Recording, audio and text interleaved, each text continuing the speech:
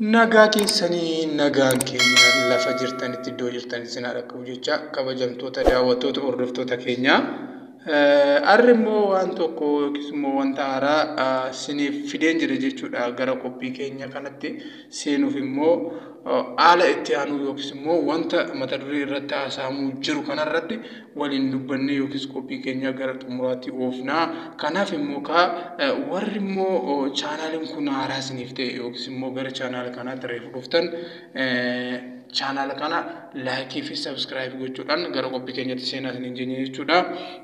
Artistii Soniinaaf Adam namni wallaalee hin jiru jechuudha. Artistii Oromoo artistii kabajamaadha. Akkuma beekamu artistiin kun weelluu haaraa yookiis immoo wanta Oromoodhaaf dhiyeessuuf qabatee jiru jira jechuudha. Har'a immoo artistiin kun weelluu haaraadhaan as ba'uuf jira wanta jedhu isiniif ibsa. Artistii Soniinaaf Adam sirba yookiis immoo weelluu jijjiiramtuu kan jedhu yookiis immoo jijjiiramtuu kan jedhu tokko qabatee dhufee jira jechuudha. Kanumaaf artistii Soniinaaf artistii Oromoon jaalatudha.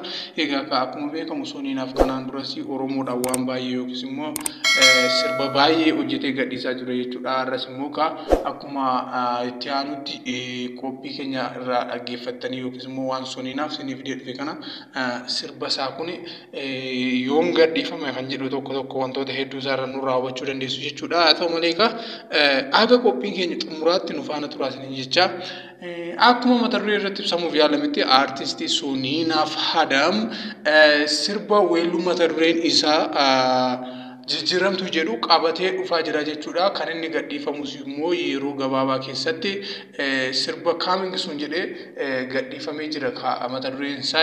Har'a garuu sirbi kun yoom gadhiifama yookiis immoo yeroo itti aanu kana fuula keenya dura jiru kana akka gadhiifamuuf immoo ibsa keenya keessatti guutummaatti hubachuu dandeessu jechuudha. Haa ta'u artistii Soniinaaf Adam Oromoof keessatti yookiin gahee Oromoo yookiis immoo seenaa Oromoo keessatti illee wantoota hedduu isaa hojjetee jira jechuudha. Artistiin kun artistii Oromoon jaalatu Oromoon kabajuudha. Har'a garuu Oromoof kana fidee dhufe yookiis fuula uummataatti as ba'uuf jira. Artistii Soniinaaf kabajame yookiis immoo galatoomii jechaa jechuudha. Gara qophii keenya kana keessatti gaafa waa'ee artistii kanaa kaasnu artistoonni Oromoo har'a hedduu isaanii jiru. Hedduu isaanis wanta hojjetan waa hedduu hojjechaa jiru. Kaan immoo kan hafanii yookiis immoo dudduubatti deebi'anii jiru jechuudha.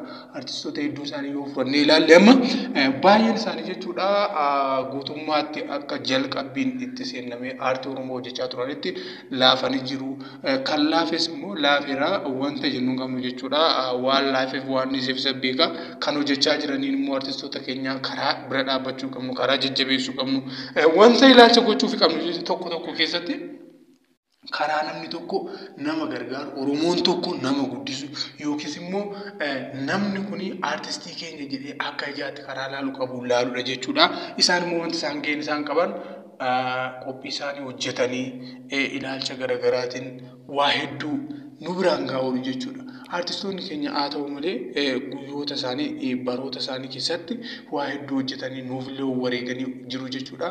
Yaa ta'u har'a artistoonni keenya hedduun isaanii waanuma qabatanii yookiin guyyaatti waggaatti yookiin ji'aatti waa hedduu isaanii nu dhiyeessu jechuudha.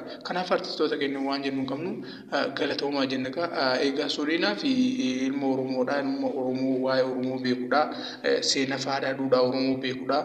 Nama jaalatamaa nama waa'ee Oromoon itti dhagahamu jechuudha. Seenaan Oromoo quuqamni Oromoo namatti dhagahamu jechuudha. Har'as Soniinaaf sirba kana mata dureen isaa akkuma jijjiiramtuu jedhe waan jijjiirame beeku Oromoon hedduu dhumti isaa jijjiiramtuu kan jedhee mata duree kana qabatee fideef waan tokko akka jijjiiramuuf ta'e waan jijjiiramee jira ta'e sirbicha guutummaa isaa dhaggeeffannee qophii keenya keessatti jechuudha adda baafannee akka beeknuuf yeroo kana namni tokko gaafa mata duree sirba tokko yookiis immoo sirboota weelluu isaa keessaa qoodee iddoo tokko iddoo miidhagu iddoo bareedu kaawwata jechuudha. Fuula isaa irra jechuudha mata duree sirbichaa gaafa kaa'u bakka qophiin tokko bakka itti bareedu bakka itti miidhagu irraa kutee keessa kaa'a jechuudha. Haa ta'u isuma kanaan har'a gaheen Oromoon qabu maalidha? Waa'ee artistoota keenya irratti maal kan gochuufi qaba?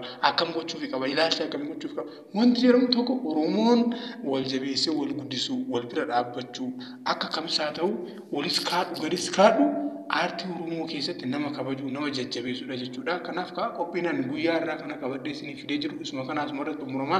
Kanaaf galatoomaa nagaan naa tura akka qophii biraatiin deebinee wal agarruutti isiniin jedha nagaan tura. Warri qophii keenyaaf immoo akkuma isiniin jedhe dura aaraa isiniif ta'e immoo laayikii fi sabskiraayib gochuudhaan qophii keenyatti seenaa isiniin jecha nagaatti amma qophii biraatiin deebinee